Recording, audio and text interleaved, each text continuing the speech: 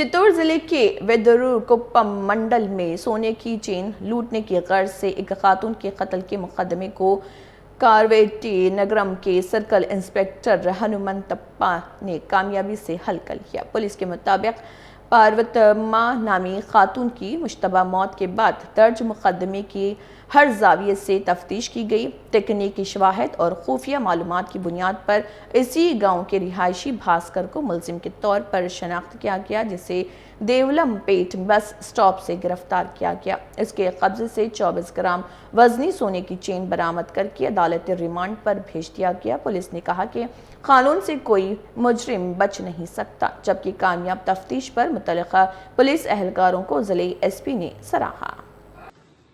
నమస్కారం అండి, నేను కార్వేట్ నగరం సిఐని. మే 31 తేదీ 2026 వెదురుకుప్పం మండలం గొడుగుచింత గ్రామం నుంచి పార్వతమ్మ అనే మహిళ పంట పొలంలో పనిచేస్తూ ఉంటే అనుమానాస్పదంగా చనిపోయిందని వారి కుమారులు ఫిర్యాదు చేయడం జరిగింది. దాని మీద అనుమానాస్పద కేసుగా నమోదు చేసి దర్యాప్తు ప్రారంభించడం జరిగింది. తిరిగి మా గౌరవ చిత్తూరు జిల్లా ఎస్పీ సార్ శ్రీ తుషార్ డూడి గారి ఐపీఎస్ వారి ఆదేశాల మేరకు సదరు కేసును ప్రత్యేకంగా దర్యాప్తు చేసి ఈరోజు అదే గ్రామానికి చెందినటువంటి భాస్కర్ అనే వ్యక్తిని అరెస్ట్ చేయడం జరిగింది. అతను వృద్ధ మహిళ మెడలో ఉన్నటువంటి బంగారు చైను దొంగలించడం కోసము ఆమెను అతి కిరాతకంగా చంపి ఆ చైన్ దొంగలించడం జరిగింది.